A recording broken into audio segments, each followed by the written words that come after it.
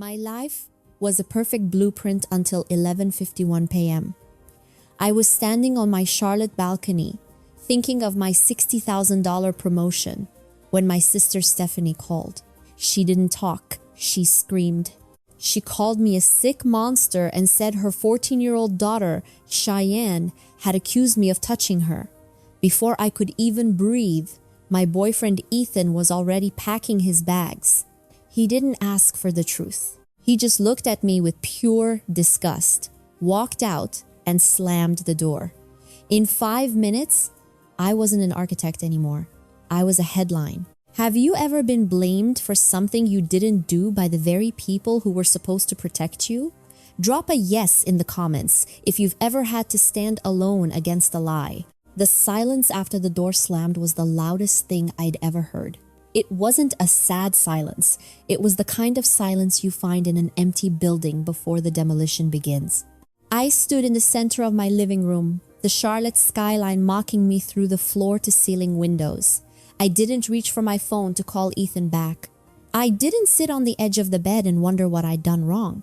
I knew what I was. I was the person who designed structures meant to last centuries. I knew a weak foundation when I saw one. And Ethan? He hadn't just walked out. He'd exposed the rot in our 4-year contract. I didn't shed a single tear. Emotional dampness just rots the framing. I simply opened my laptop and began the systematic demolition of their access. Anger wasn't loud this time. It was clinical. It was a sharp, focused beam of energy that cut through the fog of betrayal. I walked over to my desk, the hardwood cold under my feet. My apartment didn't feel like a home anymore. It felt like a condemned site awaiting a new build. I logged into my banking portal. The numbers on the screen didn't lie, even if my niece did. For years, I'd been the silent investor in Stephanie and Kenneth's version of family. I started with the shared credit card I'd given Stephanie. I told myself it was to help with Cheyenne's school supplies, but the statements told a story of designer shoes and expensive lunches. My sister had been living a life I paid for while she was on the phone calling me a monster. Click. Account closed. Next was Kenneth. I'd co-signed on a business line for his brokerage when he was 1 month away from bankruptcy. I'd given him an emergency fund he treated like a personal allowance. My compassion had been a luxury they'd overdrafted for years, and tonight, I was calling in the debt. Click. Access revoked. I imagined the notification hitting his phone and felt nothing but clarity. Then there was my career. The $60,000 promotion I had worked 10 years for was likely gone the moment Stephanie hit the send button on her mass email to our social circle. Human Resources had already sent a notification about mandatory administrative leave pending the outcome of an investigation. They expected a breakdown. They expected me to call and plead for my reputation. Instead, I typed a single line. I accept the administrative leave effective immediately. I wasn't surrendering. I was clearing the site. I didn't need to explain my innocence to people who had already decided I was a monster. I needed every second of my day to find the truth and bury the people who tried to bury me. I sat back and watched the cursor blink. By 12:03 a.m., I had dismantled the financial tethers that bound me to them. I rubbed my eyes, trying to summon regret, but there was only precision. This wasn't a crisis. It was a forensic analysis of a failed design. I stared at the empty fields in my banking app. It was funny, really. To my parents and my sister, I was always the cold one. I was the one who was too focused on her blueprints and structural integrity to be warm. But when you looked at the ledger of my family, I was the only one who actually showed up. I wasn't just an architect for my clients. I was the invisible architect of their entire existence. I had spent a decade reinforcing a foundation that was never meant to hold my weight. I opened a folder I hadn't looked at in years. It was labeled Personal Loans.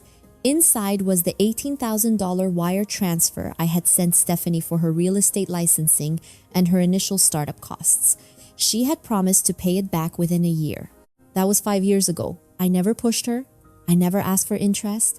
I just let it sit there like a silent tax on our relationship. Then there were the checks to Kenneth, 5,000 here, 10,000 there. Every time he made a bad bet on a property, he would come to me with a guaranteed turnaround. I kept his brokerage alive while he sat at Sunday dinners and joked about how I was too independent to understand real family bonds. I remembered a specific dinner 3 years ago. I had just landed my first major contract, a $10 million development downtown. I walked into my parents' house, Gregory and Melissa's house, ready to celebrate. But before I could even get a word out, Stephanie was crying about how her car needed a new transmission. My father didn't even look up from his plate. He just pointed at me and said, "Chloe, you're doing well. Help your sister out." They didn't ask about the project. They didn't ask how many nights I had spent sleeping on my office couch to make it happen. They only saw a balance that could be transferred. I used to ask myself why I did it. Why I kept writing checks to people who only noticed me when their bank accounts were in the red. Now I know. It was an invisible chain. I was suffering from what they call learned helplessness. It is like being in a prison where the doors aren't locked, but you have been told so many times that the world outside is dangerous that you stop trying to leave. I thought if I was useful enough, if I was indispensable enough, they would eventually have to love me. I was trying to buy a seat at a table that never had a place card with my name on it. In their eyes, I wasn't a daughter or a sister. I was a resource, a utility that was supposed to function without complaint. My silence wasn't a lack of emotion. It was the silence of a survivor who had learned that speaking up only led to more criticism. They didn't love Chloe the person, they loved Chloe the ATM. But the transaction history of our lives had just reached its final entry. My compassion had been a long-term investment that had finally matured into a total loss. I was done being the invisible support beam for a house that was happy to see me burn. Looking at those numbers now, I didn't feel hurt. I felt like an accountant who had finally found the missing zero. The debt was overdue, and I was no longer interested in a payment plan. The smear campaign didn't start with a whisper. It started with a megaphone. Stephanie and Kenneth didn't wait for a single police report or a formal statement. They went straight to the court of public opinion, where the rules of evidence don't exist and the verdict is always immediate. By Tuesday morning, my name was trending in every Charlotte neighborhood group. Stephanie had posted a long, tearful status about protecting the children and the monster in our midst. She didn't use my name, but she didn't have to. She tagged our entire social circle. The comments were a digital lynch mob. People I had known for years, people I had designed homes for, were calling for me to be locked away and the key thrown into the Catawba River. I woke up on Wednesday to find my car had been vandalized. Someone had used bright red spray paint to write the word predator across the driver's side door. I stood there in the parking garage, the smell of chemicals stinging my nose, and I didn't call Stephanie to scream. I didn't sit on the pavement and sob. I pulled out my phone, took 10 high-resolution photos from every angle, and added them to a digital folder labeled Site Survey Part 2. I watched a neighbor from the 4th floor pull her daughter away when she saw me. She looked at me with pure terror, as if the accusation alone was a contagious disease. I just nodded and kept documenting. My life was being dismantled in real time, but I was busy cataloging the debris. That afternoon, I walked into a glass-walled office downtown. I wasn't there to see an architect. I was there to see Grace. She was the kind of attorney who charged $420 an hour because she didn't lose. She didn't offer me tea or a shoulder to cry on. She just stared at the thick manila envelope I placed on her desk, the one containing 10 years of family financial records, bank statements, and every loan agreement I'd ever drafted. They think they're playing a game of emotions, I told her, my voice as cold as the marble floor. I want them to realize they're in a court of law. Grace flipped through the documents with surgical precision. She looked at the $18,000 I'd paid for Stephanie's career and the mounting bills for Kenneth's failed business ventures. She saw the $60,000 career loss I was facing because of their lies. "You've been very thorough, Chloe," she said, her eyes meeting mine. "Most people in your position are too busy being hurt to be this strategic." I didn't tell her that being hurt was a luxury I couldn't afford. I told her I wanted a full audit.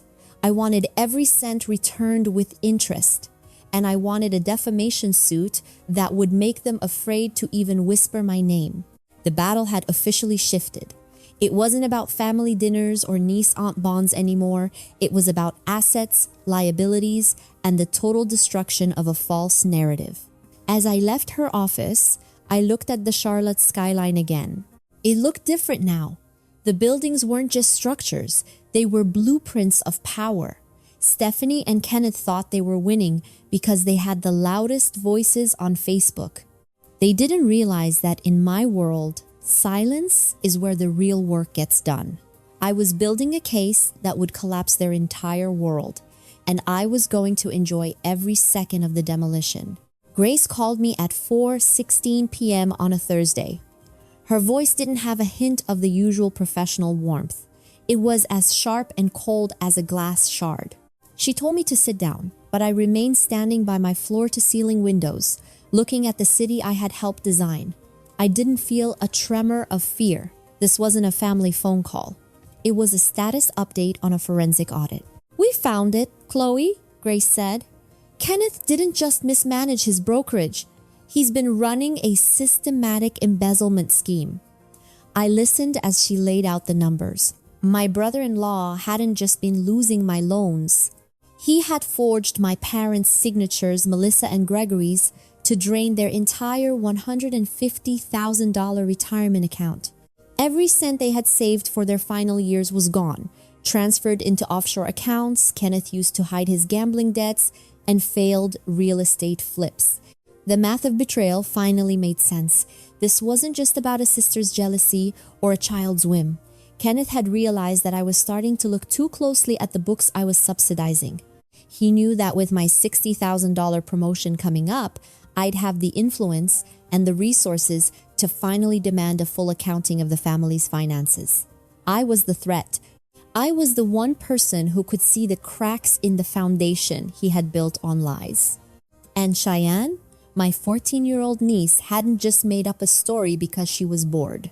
Grace explained that during the initial police inquiries, Cheyenne's school records showed she had been receiving large allowances from her father that didn't match his reported income. Kenneth had pressured her.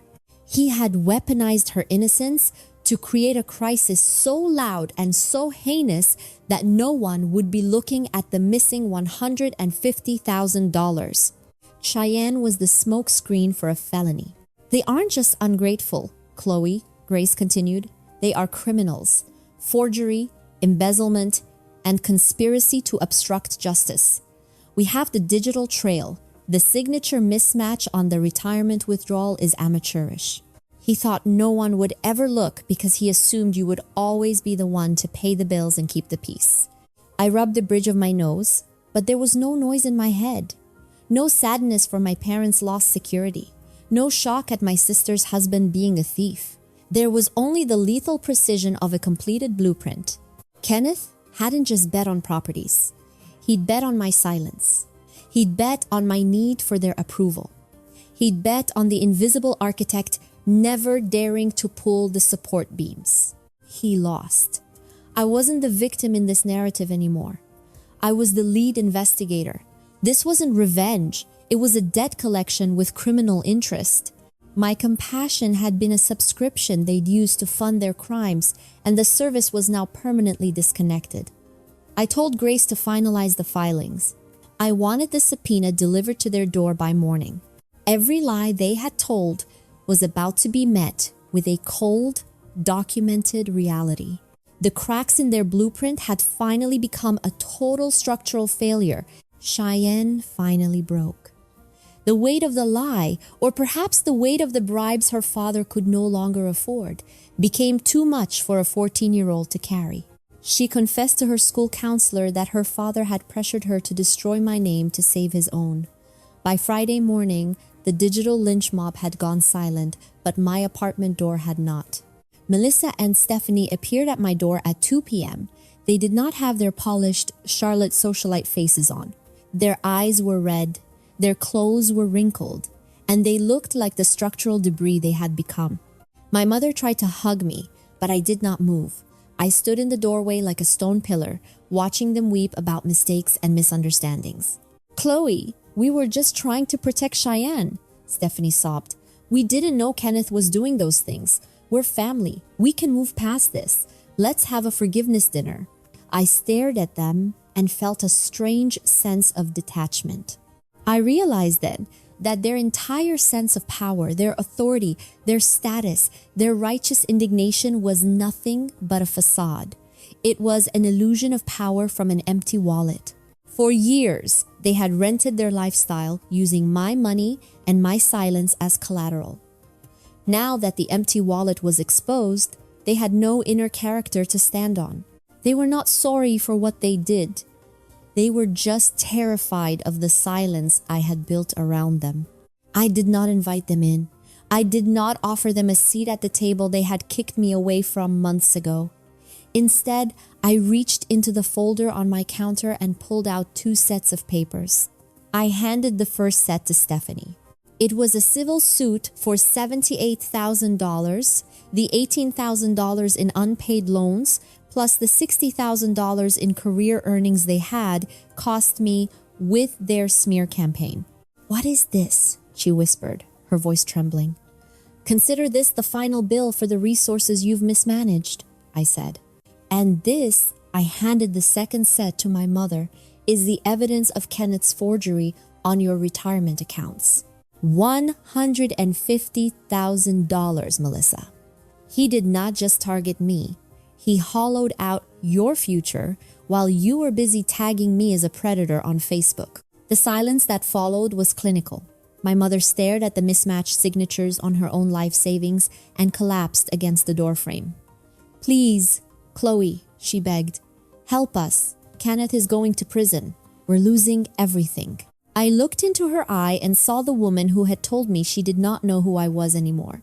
"The Chloe you're looking for was a temporary structure," I said, my voice level as a laser. "I've cleared the site. I'm just the architect overseeing the demolition." I did not wait for a response. I said, "Goodbye, Melissa," and closed the door. I locked the deadbolt, the one I had installed myself, and finally, I could breathe. The legal battle wasn't a war. It was an eviction of my former life. The court proceedings were a relentless parade of facts that the family could not lie their way out of. The $78,000 civil judgment against Stephanie and Kenneth was finalized within months because their defense was non-existent. Kenneth was eventually indicted on multiple counts of forgery and embezzlement. I heard he is looking at 5 to 10 years in a federal facility. Stephanie, stripped of her real estate license and her reputation, was forced to take a job answering phones at a discount warehouse. My parents, Melissa and Gregory, were forced to sell their pristine colonial home to pay back the church and settle Kenneth's debts. I didn't stay to watch them pack. I sold my Charlotte assets and moved to Seattle, putting 3,000 miles between myself and the rot. I opened Horizon Architecture, a boutique firm focused on sustainable, high-integrity design. Without the $18,000 annual drain of Stephanie's loans and the constant emergency requests from Kenneth, my bank account finally reflected my hard work. For the first time in my adult life, my resources were mine to invest in my own future, not to subsidize their mediocrity. My phone buzzed one last time as I was sitting on my new balcony, staring at the Puget Sound. It was an email from my mother. She said they were living in a 2-bedroom trailer on the edge of town. She told me that Cheyenne was asking about me every day and that I was destroying the family by remaining silent. I read the words and realized they had zero structural integrity. I didn't feel a tremor of guilt or a flicker of anger. I simply highlighted the message and hit block. Then, I opened my laptop, found the old CAD files for the dream home I had once planned to design for them, and clicked permanent delete. I have finally learned that blood is not a binding contract for abuse. The architecture of sacrifice I had lived in for so long was a building I had constructed with my own hands, and I am the one who chose to step out of it. We are often told that family is everything, but the truth is that your peace is everything. Sometimes the only way to find your true self is to stop being the person everyone else needs you to be. I am no longer an invisible support beam. I am the architect of a life that actually fits me. Revenge isn't always about destruction. Sometimes it is just about being happy without them. It is about building a foundation so strong that no lie can ever shake it again. If this story gave you the strength to stand up for yourself, or the courage to burn a bridge that was leading you nowhere, let me know in the comments. Share this with someone who needs to hear that they are enough on their own.